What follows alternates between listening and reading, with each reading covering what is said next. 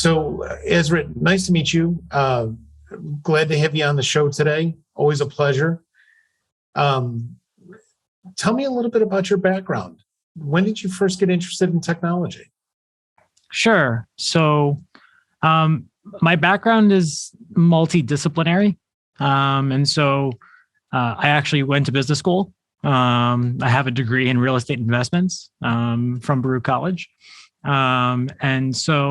The question of how did I sort of get into technology was graduating into 2008 financial crisis, where real estate fell down, was a good sort of kick in the shins and say, hey, you might want to do something else. And I was already kind of thinking about it. I had already worked in real estate for about 7 years.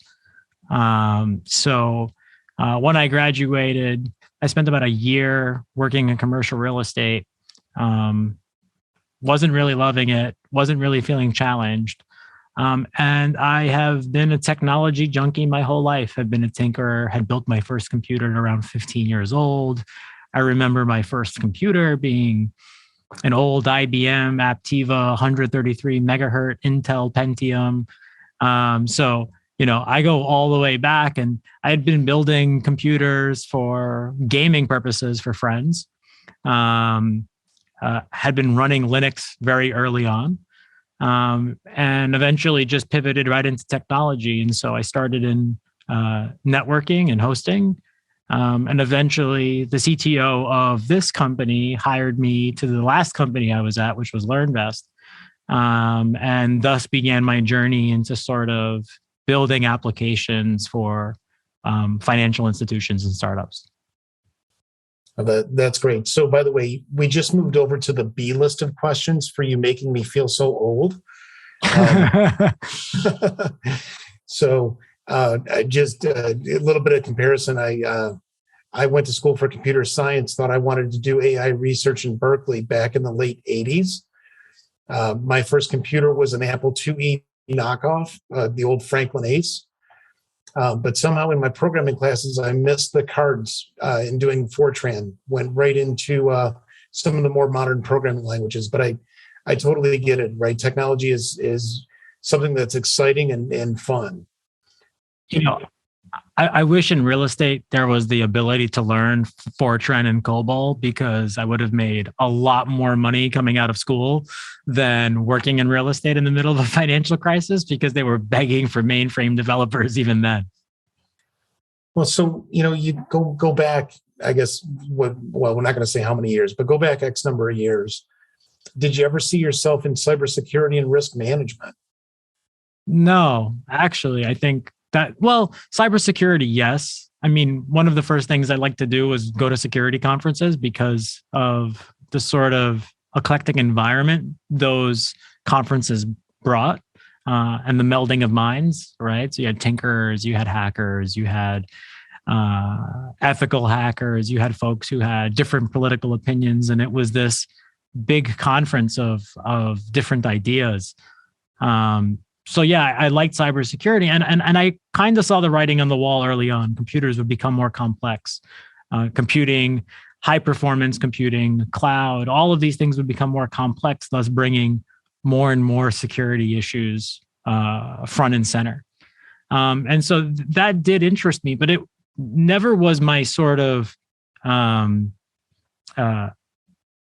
primary discipline, right? My primary discipline was in site reliability engineering. I like to make systems work. I like to keep them working. I like to keep them performant. And as a side effect of all of those things, security kind of came. When I got into sort of leadership, you couldn't take a backseat to security. You had to make it purposeful. And I think that that's true in any organization, but especially in, financial tech, fintech and health tech and payment tech, any one of those sort of highly regulated industries, security is front and center.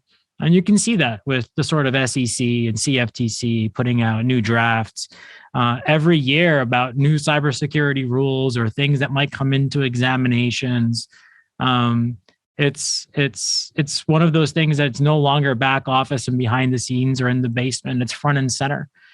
whether it's risk or cybersecurity or processes to help protect organizations. I see these things as, number one, and tied with building reliable and performant systems. Excellent. So I got to ask you a personal question. Are you sure you didn't want to be James Bond growing up? Because you appear to be a man of mystery. Doing a little bit of research, getting to know you online, you're not online. And it asked me to, it kind of gets me to beg the question, should cybersecurity professionals be anonymous out there online? It seems like you've taken that approach.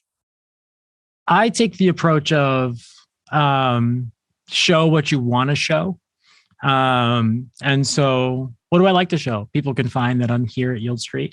But they don't need to know about my personal life, right? I'd prefer to keep anything about me professional. Because at the end of the day, I think that there's if you take the security tinfoil hat approach to this problem, you're hiding yourself because you may have something to hide, or you don't want somebody to see, or you feel like you have that, inalienable right to be private. And I think, the way data is collected about folks, that data can be used against you or misconstrued to be against you. Now, that said, some folks are perfectly happy with being posted online and having, their sort of personal lives out there. And I commend them for that. I think that that's what's grown. I think the beauty of the internet is that you have a choice to do whatever it is that you want to do and be whatever personality you want. And I don't live my life online. I live my life, here and in person. And so that's why I've chosen to kind of not be readily searchable for lots of things online. It's an approach I'd like to maybe consider for myself at some point, but being on the sales side, unfortunately, I've got to be a little more visible than I like to be, but I agree with the professional versus personal. You won't find a lot of personal about me online either. Yeah, and I think what's beautiful about that is you can have conversations like these where the questions aren't already teed up. I heard you like this. I saw you posted about that. Like, now I'm in a precarious position because maybe I didn't ask you those questions. And so kind of fielding that question back, what's your background and sort of how did you get into this space and thinking about security and this sort of sales from a sales and CRM perspective? So that's a great question. And unfortunately, I've got to delve a little bit into the personal to explain that story, but it's a good one. So I mentioned I was going to school for artificial intelligence research back in the late 80s. Met a woman who is now my wife of 30 plus years. And she said, I've got some partners that are looking for developers. We do accounting software. And I said, gosh, artificial research in Berkeley or accounting software, but be with this fantastic gal. Made the hard dog right into accounting software and been an ERP and CRM ever since. But coming from that development background and starting an ERP, back in the early 90s, CRM didn't exist. Right? We had, what do they call them? PIMs, personal information managers, and all kinds of tools like that. What got me interested in CRM was my background, led me down a path of saying, well, how do we make CRM valuable, not just to the organization, but to the individual as well? Whether it's a manager or a sales individual, right? They've got to get value from the system. And so I'd say, well, I wouldn't say, I for the last 10 years now, I've exclusively been in the CRM space and CRM integration space. So it's been a wild journey. Yeah, it's funny. It's funny that you mentioned PIMS. So I remember growing up, and so I'm born and raised in New York City, and my mom worked in commercial buildings. She was part of maintenance and now runs maintenance in commercial buildings here in Manhattan. And one of the things I remember were seeing these PIMs, not only seeing these PIMs, but then seeing these giant Rolodexes And then I go and ask, and I walk around some of the old offices sometimes, and I'm always like, do they still have a Rolodex? Do they still have a PIM? And would it be better if they went to something like Salesforce or HubSpot to kind of get their goal across, right? And then you realize that Rolodex, that PIM is everything. And so to most organizations, that CRM is probably everything. Yeah, no, you're absolutely right. And then when I think about, I guess, your product, Riva, right? That concept of who can see what during and throughout your sales process is pretty important, right? Yeah, absolutely. I think the kind of bring this back to security for a little bit. Part of the reason we exist is that many of our customers don't want to just automatically synchronize every conversation and every meeting, right? There's sensitive information, whether it's PII data like social security numbers, driver's license numbers, et cetera, or maybe even worse, things that would set off an SEC violation, right? Material non-public information. And so we do a really good job of ensuring that those patterns and that type of information doesn't get sent over to CRM at all, or gets redacted, or through role hierarchies is controlled the right way. So, I think people think about CRM adoption quite a bit.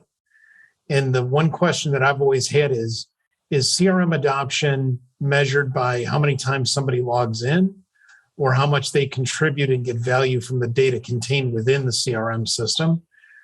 And if you limit the amount of data that can go in for security purposes, you've got to strike that balance between what's usable and relevant, but also secure. How do you think the best organizations kind of use? One I would say is, from a CRM perspective, right? And then I'm gonna to take the ERM approach here, the enterprise risk management approach here, and say like, well, where the data feeds come from is particularly important. One, is the data normalized and clean, and do we have integrity of the data? From a risk management perspective, I'd say like, having that permissions matrix is super important when you're looking at a CRM. What can you see? What's encrypted? What's not encrypted? And is it encrypted for you and not encrypted for somebody else? But I think lastly is just that finer point of like, well, you can have all of these things and all of these protections. And I think a lot of security companies struggle with this, and security teams as well. What's the business value that you're adding by adding, some level of hurdle or security to this, right? Are you saving it revenue? Are you making it difficult? Are you enhancing the property? And I think that every tool that we kind of use in this business context, right, security at the end of the day is only useful if it's providing protection, but not getting in the way of revenue generation. Are you promoting the benefit that the business needs, but by implementing these security controls? And so I think it's like a fine balance. Your CRM is your ecosystem where you can go and sell and protect data and understand client relationships and the relationships between those clients. But you got to get it right, because it's folks' data at stake. It's your business data at stake, and it's really important to make everyone in the organization aware as to why you're doing the things you're doing in that CRM from a security perspective. Not that you're in the way, but to protect both the company and the user. Well, so that leads me down a really interesting question. I meant to ask you a little bit deeper in this conversation, but I'll ask it now. I know you've worked for a couple different startups.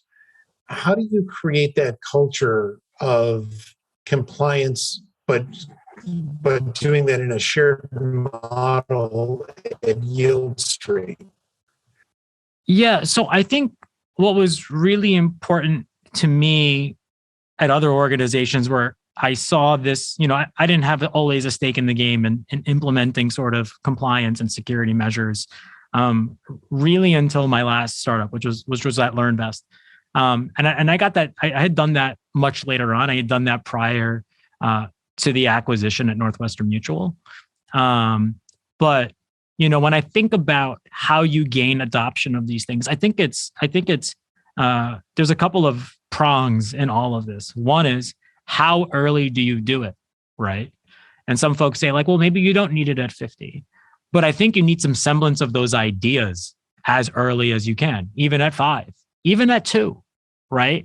I'm going to make a conscious effort to protect my data given my business processes. And so you kind of have to envision your business processes and ensuring that you have guardrails along the way. And so kind of how do you do that, right?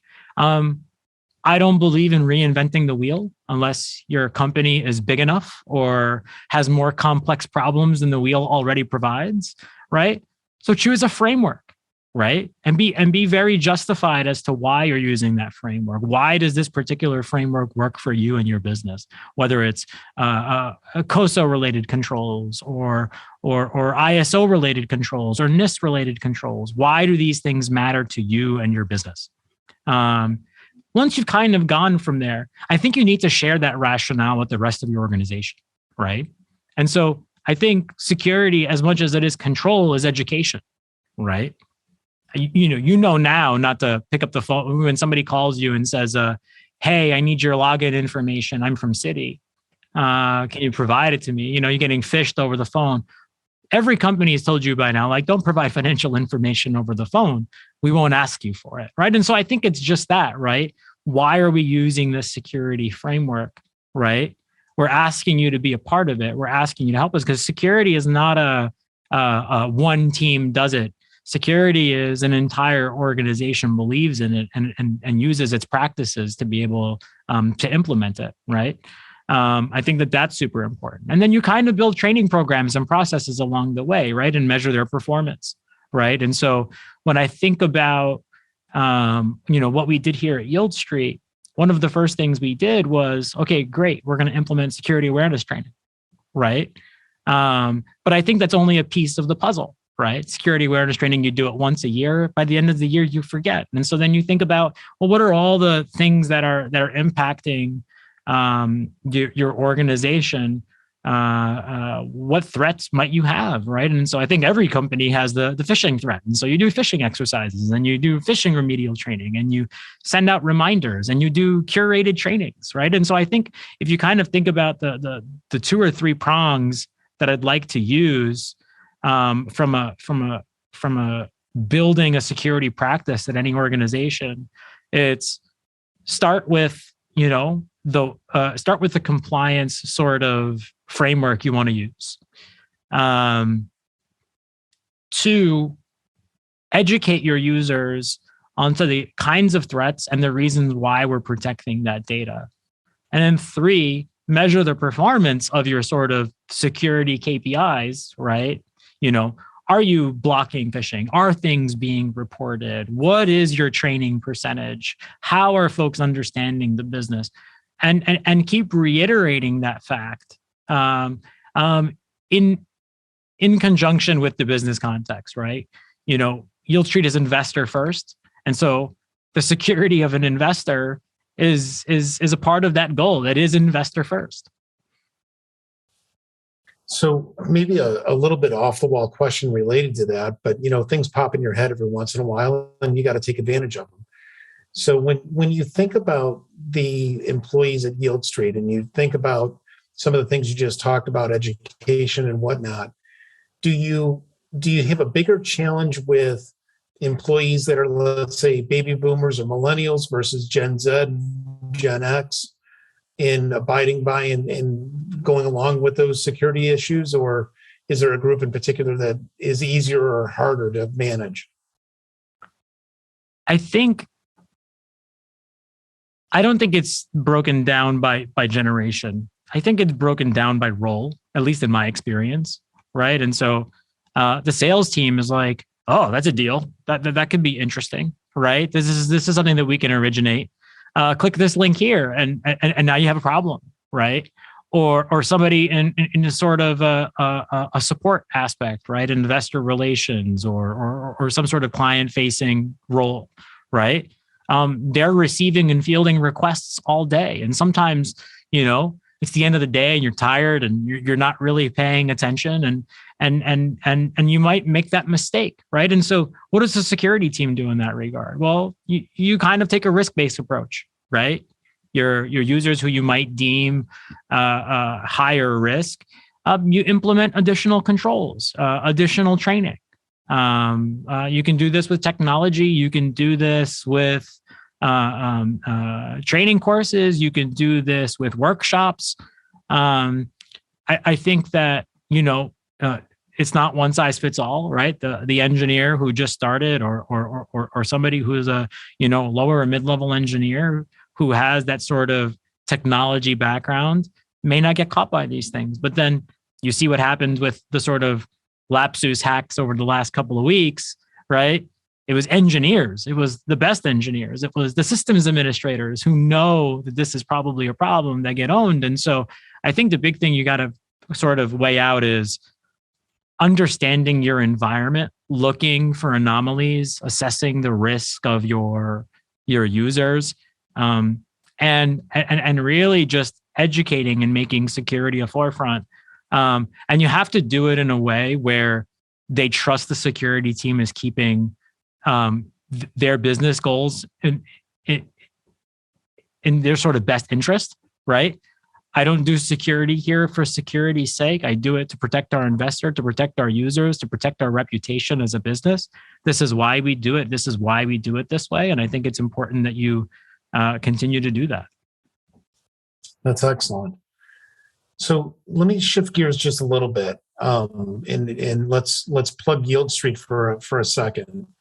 So the concept behind Yieldstreet I find very interesting, right? And it's I think is the way you've described it, democratizing the ability for everyday Joes to, maybe it's my interpretation, everyday Joes to be able to get access to investment vehicles that they wouldn't have otherwise gotten to.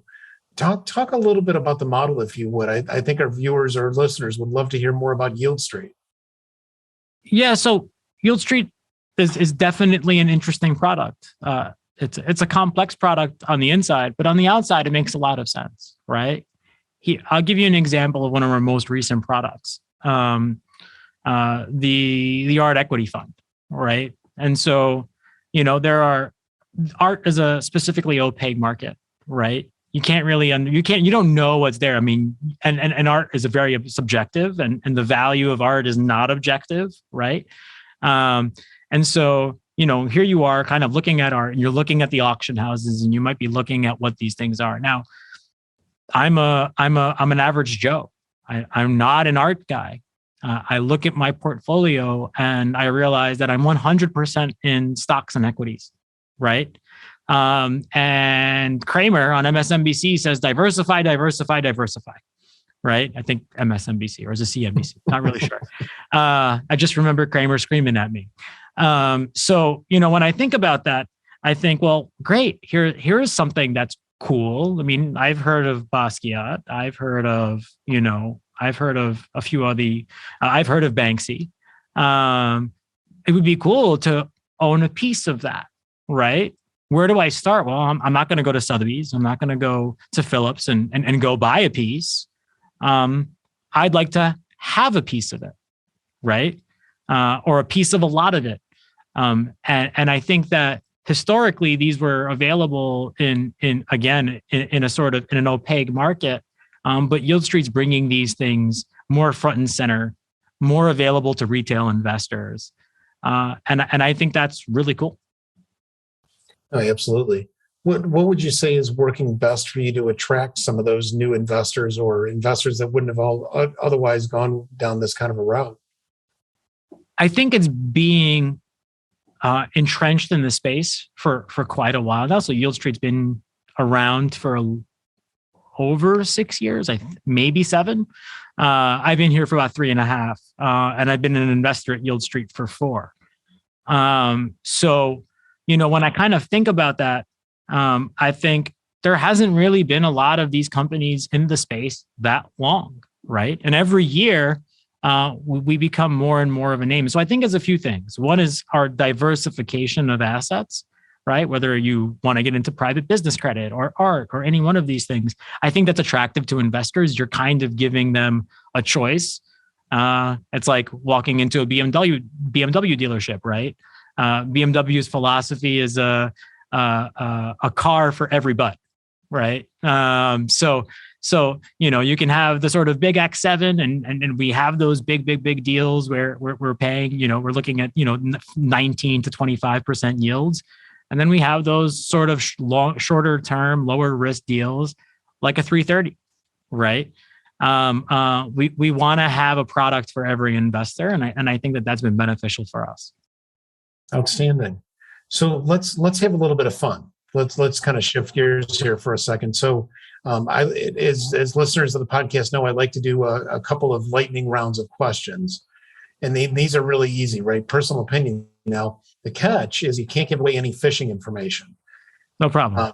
So it's easy stuff. Like yesterday was May the 4th, right? So Star Wars or Star Trek? Star Wars. Good answer. Personally, I don't know if you can see it. There's a Darth Vader back behind me. Coffee or tea? Coffee. Mac or PC? It's a good question. Or Linux on Mac? I mean, Mac for business, Linux for everything else. All right. So now, trick question. You mentioned BMW or Aston Martin? Are you talking about the racing team or the car? The car. BMW. All right. The mountains or the beach? The mountains. All right. We'll stop there. There might be more, depending on how old you make me feel. Sure. Did any of those answers make you feel old? Nope. Okay. That was all good. Good. Yeah. So,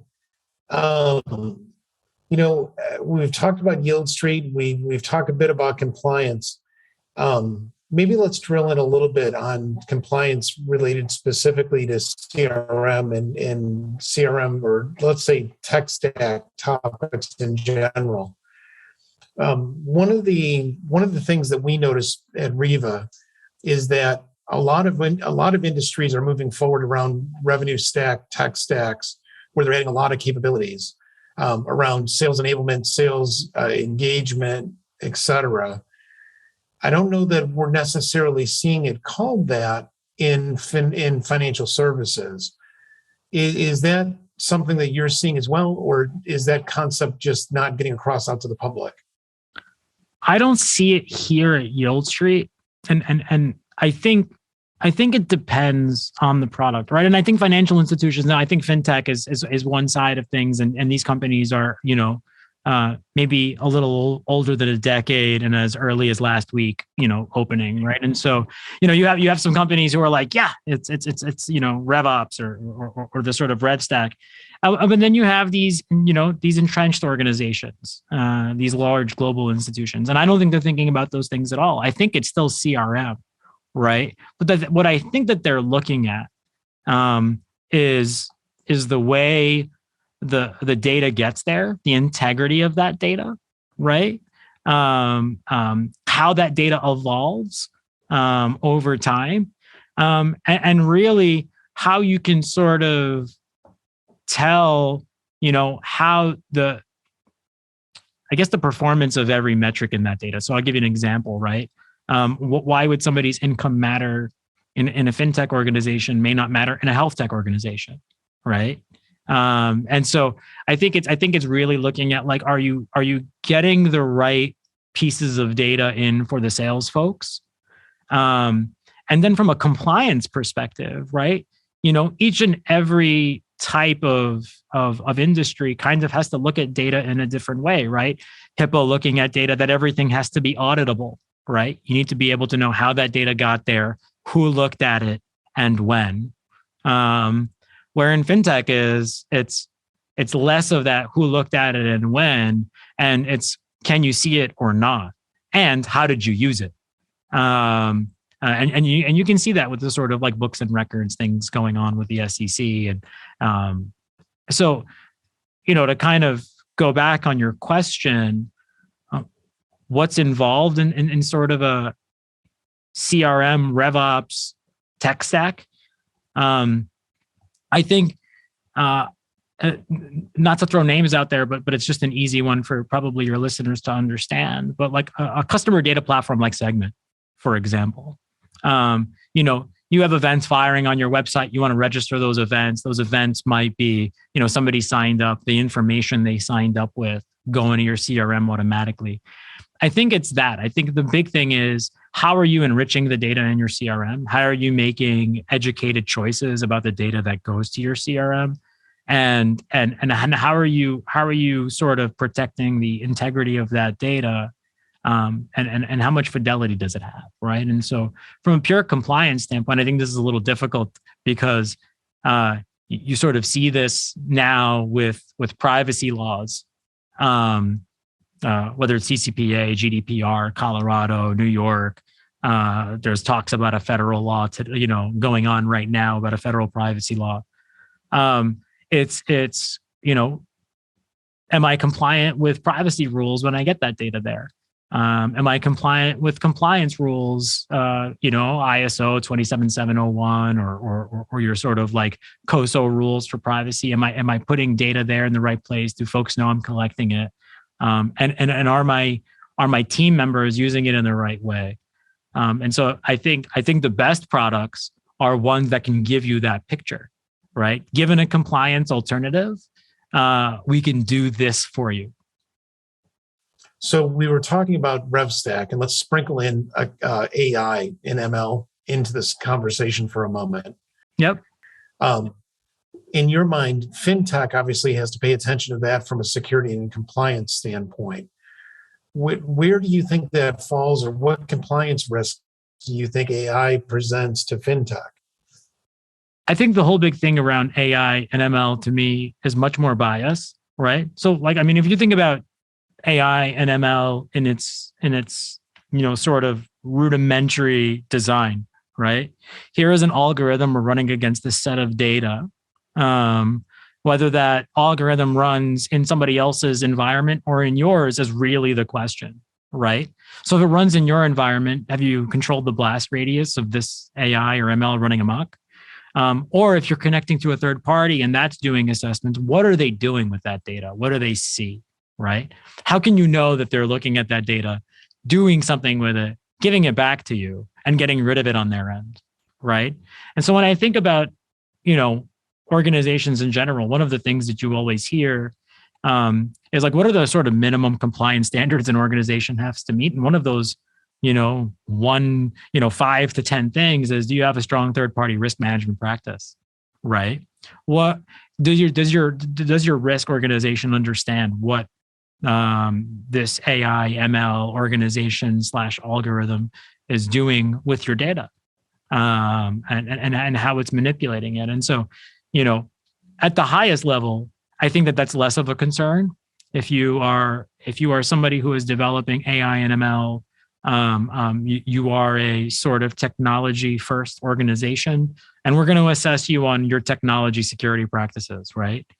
But I think what's broader there, and from a compliance perspective, I think it's less around security and much more around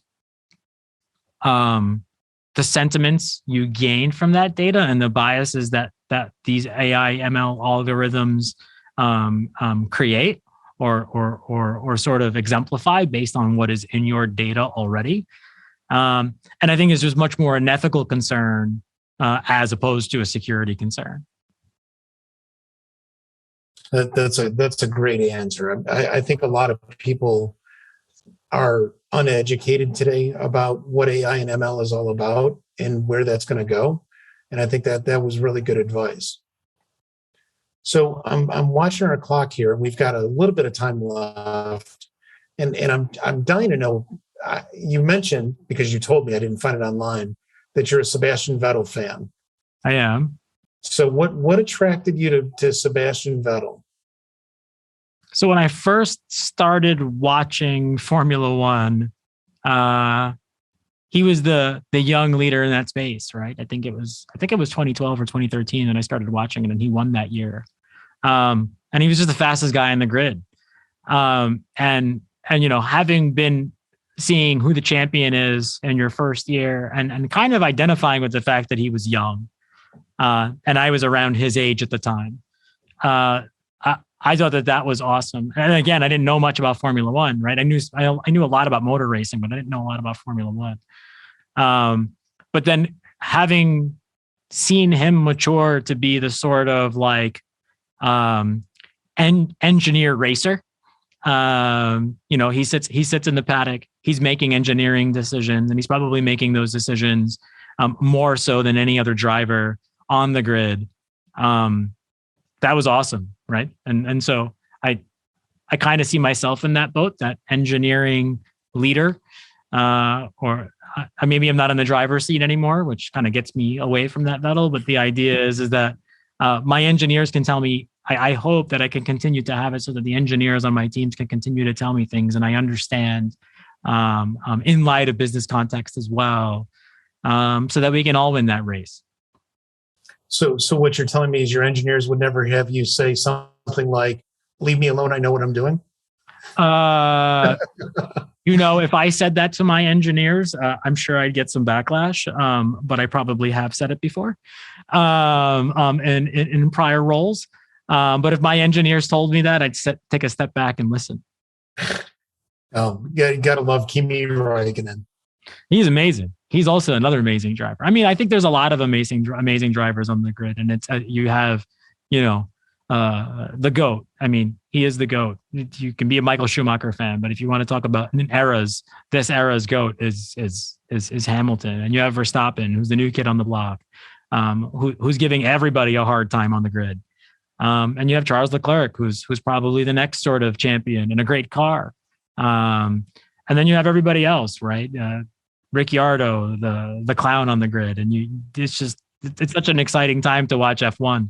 I feel it's always been exciting, but I think now, since it's so front and center, and thank you Netflix for bringing America to it, it's a good time to be an F1 fan.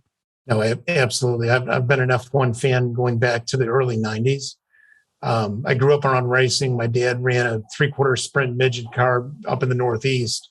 So I kind of have it in my blood. But I think it's exciting to see Americans really take to F1. I think the American mantra is, well, let's watch NASCAR and let's watch the Rex and Yahoo. But I think people that are really racing aficionados get it, right? They get that it's a chess match. They get that the technology in these cars and what these drivers have to do to prepare is just incredible. My hat's off to every one of them.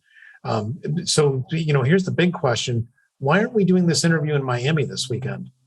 $2,000-$3,000 tickets at ticket release. I did try. It just didn't work out. And I typically, it's funny. The first race I went to was in Montreal, which was a lot of fun. And I think that, we saw last year in Austin how much of a celebrity fest F1 had become, because it's been a celebrity fest in Europe, but now in the United States, everyone's there. And now that you're in Miami, it's going to be like the who's who is there. And I think that really drove up the prices. So there's always next year. So I think if we do a follow-up conversation, we got to have a conversation on the paddock. Absolutely. Well, been to Coda. Coda is a great track. Excited to see what they're going to do in Vegas. If it's a circus in Miami, I can't even imagine what it's going to be like in Vegas. It's going to be a much faster track. That's for sure. I think they said it's like almost like 2.5 miles of straights. Gotta love big DRS zones. I love it. Awesome. Listen, last two things. Number one, I want to flip the tables. Is there anything you want to ask me? I put you on the spot a couple of times. I'm going to give you the return option. Yeah. So, you mentioned, your background in sort of the AI space. And I'm not entirely familiar with your product. But, kind of thinking about like how you're sort of protecting data within a CRM. What uses do you see for AI ML for your product, right? If you were to look in the future or even today, you don't have to dig into the details, but how can AI and ML help? It's an interesting conundrum for us. So one of the things that we're known for in the industry is being a data operations platform that doesn't store the data, right? We're a pass-through technology. We encrypt it. What goes through the pipe is not our business, right? Our job is to make sure it gets there securely and curated and so on. But if we're going to leverage AI and ML technologies, we've got to do that either on de-identified data or based on metadata, right? And understand those patterns. And so that's an area that we're looking at very closely. But our flagship is all about doing it securely, doing it at a scalable clip. So we'll see where we go with it from an AI ML perspective. But I can imagine working with a lot of fintech firms, one of the commonalities that we see is understanding broad activity data, whether it's conversations, meetings, how many meetings does it take to close a deal, kind of stuff. What customer segments should we spend more time with or less time with, right? Those are things that AI can give us a clue to that maybe we're not getting today. It's not just about next best action on an individual account basis. It's next best action about how do we better align the business to secure more investors or secure more share of their wallet, right? Those are the kinds of things I think we're thinking about. So you brought up a couple of interesting points that I want to double click on. One, you mentioned disparate data sources, phone calls, emails, data that might be generated as a part of certain operational things, such as clicking a website and data being fed in there or manually entered, right? So I think that there's that piece. You mentioned financial institutions. I'm not making an assumption of size, but when I think about financial institution, I think large databases of this data, and ever growing databases of this data, and then you mentioned sort of thinking about the analysis of that data. And so the one thing that hits me then is you have all of these sort of disparate data sources that are large and likely not the same, and you have to do all this processing. How do you do that at scale? How does your business scale when you think about your sort of technology environment? How do you make this all work for all of your customers? Yeah, that's a great question. So one of the things that our customers have asked us to push the envelope on is scale. So one of our customers, I won't mention who they are, process either create or change over 3 million meetings on Mondays, right? I mean, can consider that. Now, who they're meeting with and why they're meeting with those clients is not necessarily something we're concerning ourselves with, but what can we learn about why those meetings are being scheduled or rescheduled or moved around? And, those are the kind of things that we're interested in. But why does that need to, if we're updating those meetings and we're doing it at scale, why is that important? Well, the reason it's important is you've got a large number of automated tools now for customers to schedule time with you, as an example, right? You don't just walk into a bank anymore and say, I want to open up a debit account. You go to the portal, you set an appointment to meet with a banker, right? And thanks COVID and thanks all that stuff. But if your calendar is not being synchronized into the sales, in this case, let's say a Salesforce event calendar rapidly, you risk the run of double bookings, missing meetings, et cetera, because somebody scheduled time with you that wasn't really available, but it just hadn't been synchronized yet. The secret sauce on how we get that level of performance, we can share at a different time. But we've worked really hard at it so that we've got customers that have north of, let's say, 25, 30,000 individuals processing calendars at scale. And those are synchronizing in less than 2 minutes at scale, which is far better than we've seen in the industry in quite a long time. I'll be sure that on the Yield podcast, which we do have, shameless plug, to talk to you about that aspect of Riva, because I'm super interested always at technology stacks at scale and securing them, and so that'd be pretty cool to talk about. Awesome. So last question I've got for you, and we're going to end right on time. Is there anything that you want the listeners to know that we haven't talked about already? I'll give you the open mic. That's a interesting thing. I thought my audience was you, but but to be more clear, right? I think a lot of, and I hope lots of fintechs and health techs and regulated companies hear this. It's really up to the security teams and leadership to build a practical and trustworthy sort of security team, right? Have folks understand why you're doing things, provide context. This way, you're not looking down the bottom of the barrel of an SEC examination, because I think security is an organizational problem and not a team problem. The regulatory bodies are beginning to understand that, which is why these new rules are being drafted. And so find team members or work with individuals who help share that narrative, right? Bring your business context and security together. Just like every company is becoming a software company or is a software company with a different discipline. Software needs to be secured. It is not easy. It is fairly complex. And I think the industry also sees that. So it's creating easier and easier tools to make that a reality. But yeah, I mean, I think the big thing, if there's one thing that I'd like to tell the audience is, especially those in founder positions, work with your technology teams and your security teams and your sort of risk and compliance teams to find a security framework that works for you and start as early as possible. That's great advice. Azret, it was a pleasure meeting you and spending the last hour with you. I hope you enjoyed this conversation as much as I did. I did. Thank you very much for your time.